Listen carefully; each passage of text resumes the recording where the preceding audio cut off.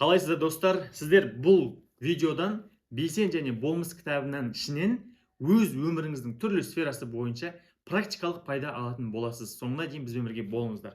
Мен негізінде жүздеген кітаптарды оқып тастадым да, бірақ өкінішке орай өмірімде ештеңе өзгерген жоқ, дым пайдасы болған жоқ. Неге деп ойланып қарасам, кітапты оқығаннан кейін оны іс жүзінде асырмасаң, сен кітап оқи алмайтын адаммен тең болады екенсің да. Түсініп тұрсыз ба? Кітап оқымаған адаммен, кітап оқи алмайтын адаммен тең болады екенсің. Сондықтан да мен бір кітапты оқимын, сені триллионер қылып жіберемін дейді. Ештеңе өзгермейді. Бір кітапты оқысаң, сені оратор қыламын дейді. Ештеңе өзгермейді. Бір кітапты оқысаң, сен мачо болып, қыздардың бәрі сенің артынан жүгіру керек. Ештеңе өзгермейді. Бір кітапты оқысаң, уайымсыз өмір сүруің керексің. Бір кітапты оқысаң, бақытты өмір сүру керексің деген сияқты да. Бірақ өміріңде ештеңе өзгермейді. Себебі кітапты әшейін оқу үшін бірінің артынан бірін оқып жинай бергенсің, іс жүзіне асырмағансың да. Бұл жайында осы кітапта да айтылатын белсіз интеллектуализм деген нәрсе бар екен да. Яғни сен қанша оқып білгенмен, шетелді көргенмен, тілдерді білгенмен не пайда, оны іс жүзіне асырмасаң деген сияқты. Және де тиынның екінші жағы бар да. Бір кісілер бар, мүлдем кітап оқымайды. Кітап оқымайсың ба деп айтсаң, мен керек емес, мен ютубтан көре саламын деген сияқты әңгіме айтады да.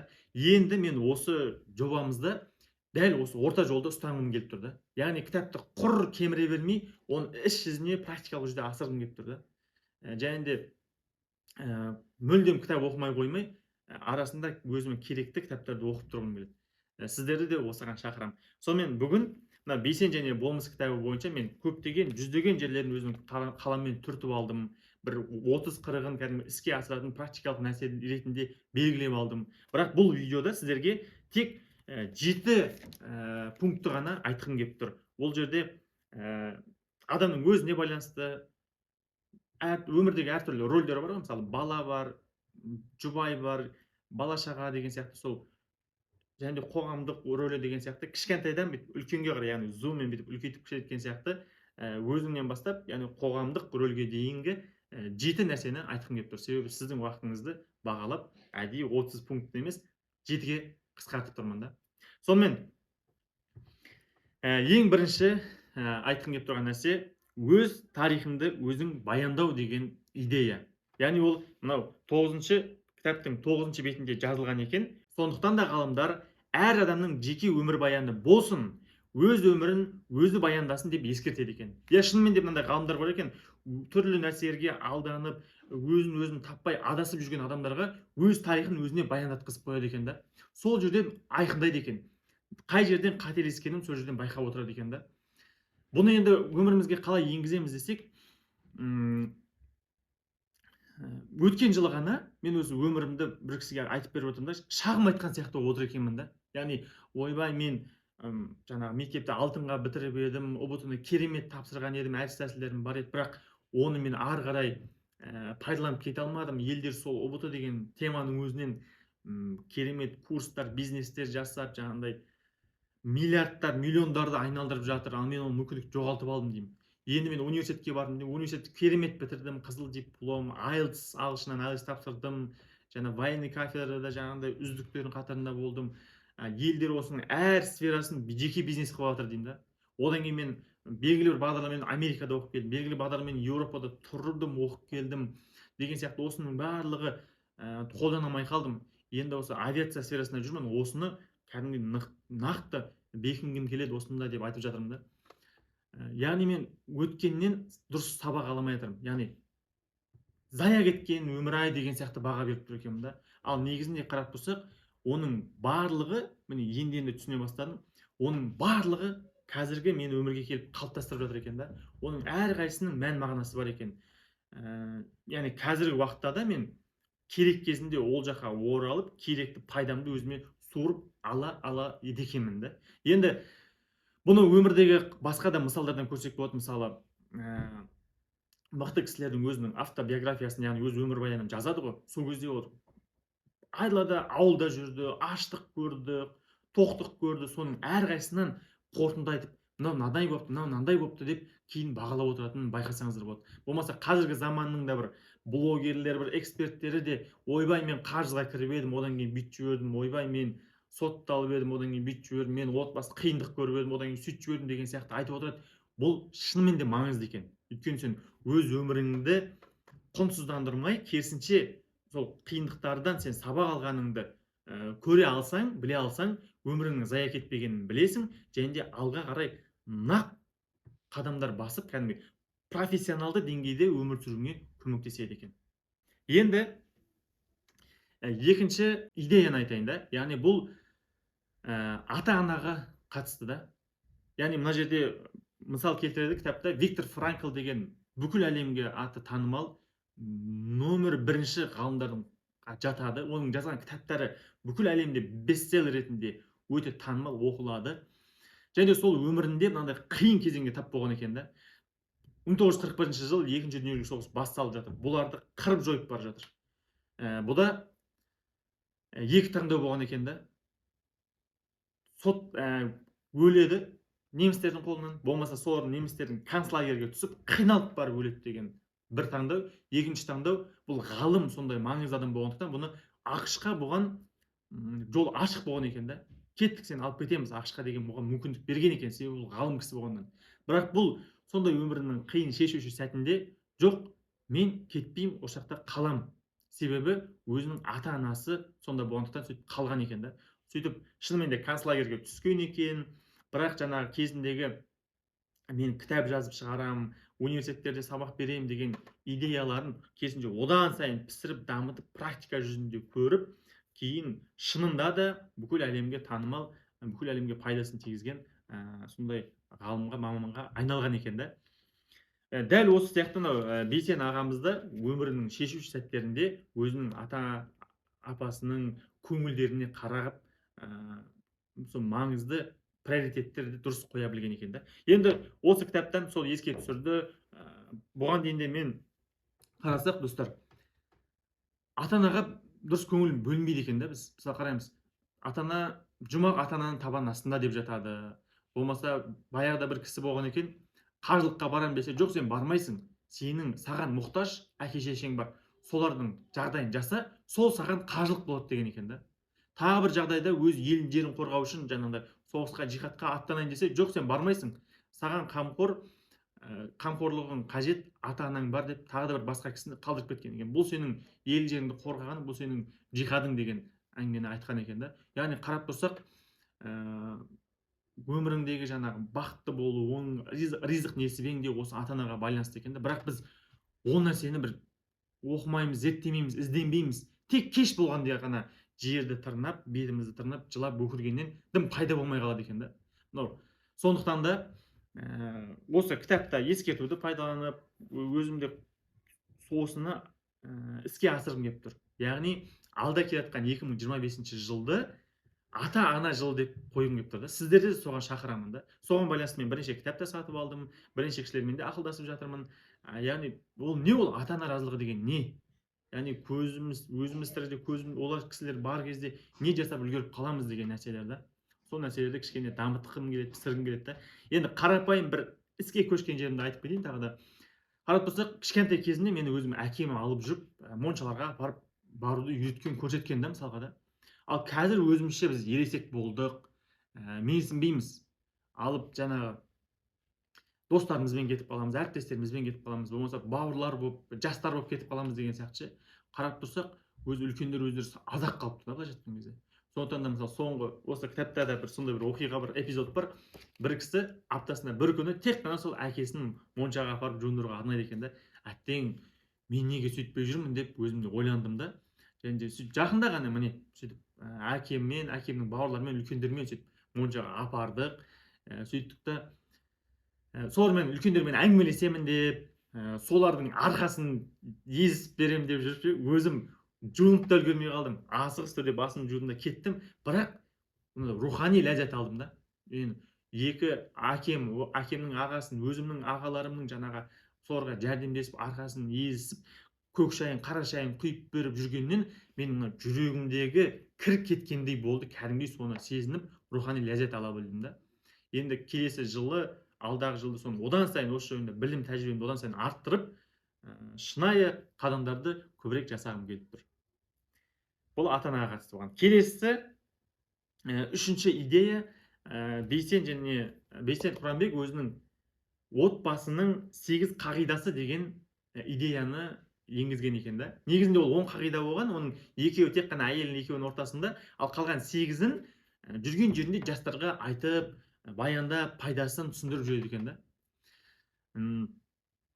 Сол сияқты мен де ойлана бастадым да, бізде отбасы кішігірім мемлекет деп жатамыз, яғни оның да өзінің шекарасы, заңдары болу керек та. Яғни ойлаңызшы, мысалы, үлкен қала болса, үлкен қиылыста ол жерде жаңағыдай бағдаршам жоқ. Ол бағдаршам болса, кейде қызыл жанып қалады, үлгермей қаласың, кішкене қолайсыздық тудырады болған күннің өзінде да. Ал бірақ жоқ болса, одан сайын қиын екен да.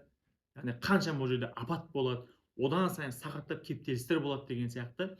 Сондықтан да яғни бағдаршамның зиянынан көріп пайдасы 10 есе 100 есе артық екен да. Сол сияқты отбасында да отбасының да өзінің қағидасын, ережелерін алдына да енгізіп бекітіп алған адамға сол сияқты 10 есе 100 есе пайдалы болады екен да. Мысалға, Бейсен Құранбек өзінің бірінші отбасының қағидасында былай айтқан екен да: біз ешқашан ажыраспаймыз, себебі маған әйел табылады, саған күйеу табылады, бірақ мынау балаларымызға ата-ана ешқашан табылмайды депті да.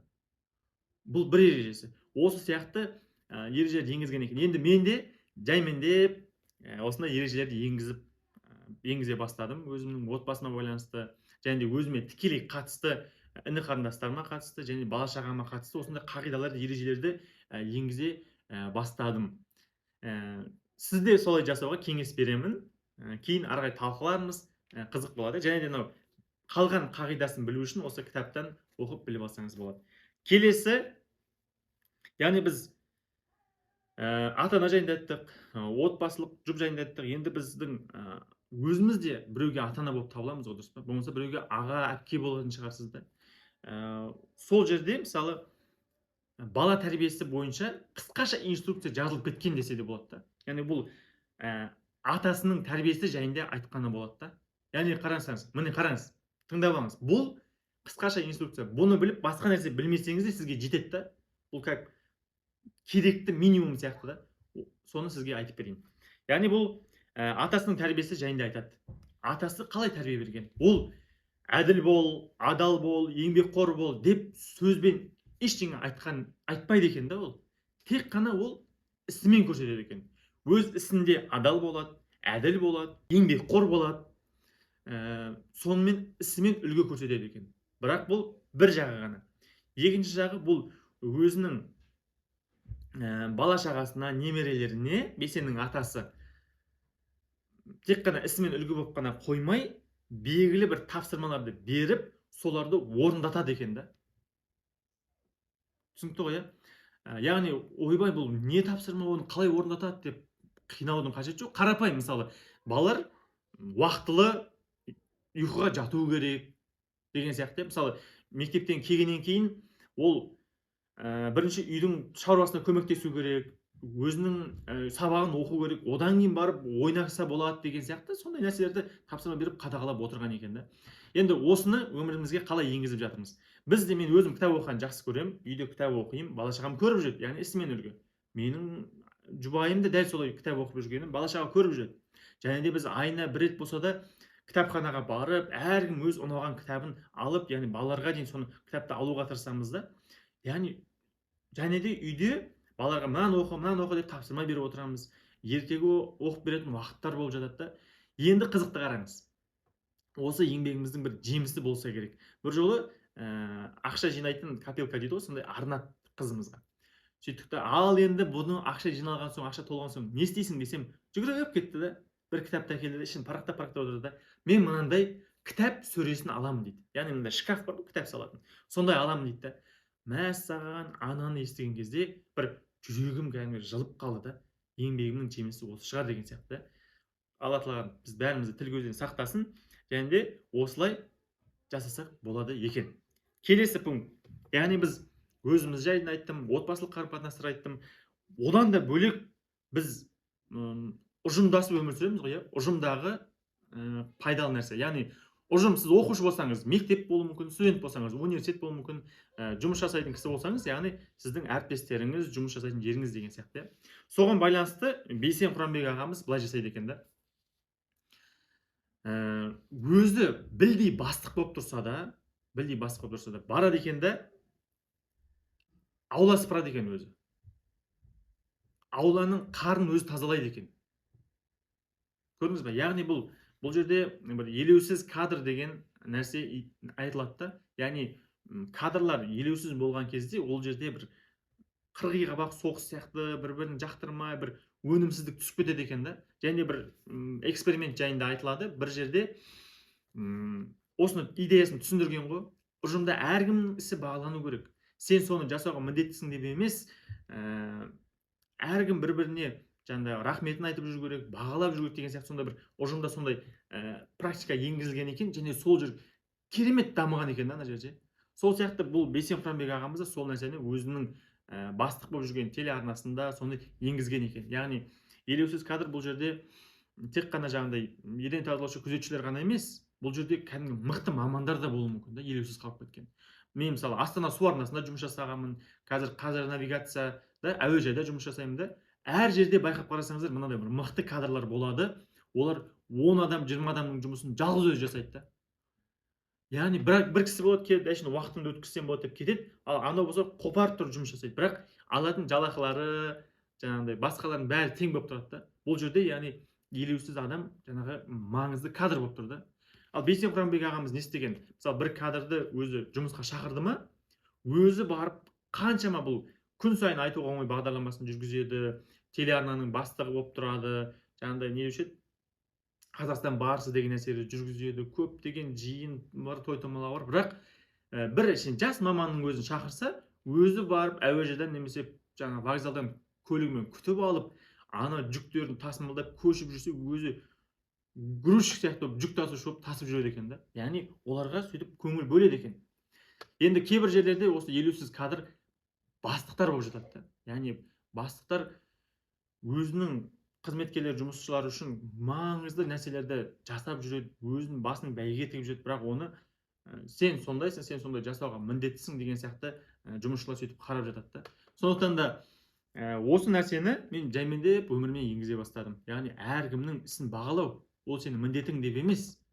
Ол бухгалтер ма, жоқ әлде ол күзетші ма, ол еден тазалаушы ма, ол сен бастығың ба, ол сенің әріптесің ба, әркімнің жұмысын біз бағалап қарай білсек, біздің ұжым деген ойлаңызшы, сенің 50% ұйқыдан бөлек 50% уақытың жұмыс қой, былайша айтқан кезде. Яғни сен жұмыста қарым-қатынас өте жақсы болса, сенің бақытты болуыңның 50% сол жұмыстағы қарым-қатынасқа байланысты екен да. Сондықтан да мен осыны іс жүзінде асыруға тырысып жүрмін. Келесі, яғни ұжымнан енді одан да үлкен кішкене қоғамға әсеріміз жайында не түйдім, не білдім, не жасап жүрмін, соны айта кетейін. Яғни Бейсен Құранбек ағамыз қандай бағалы сыйлық келсе де, мысалы бір президентпен бірге Сауд Арабиясына барса, оған бір қымбат алтын сағат сыйлыққа берілген екен да.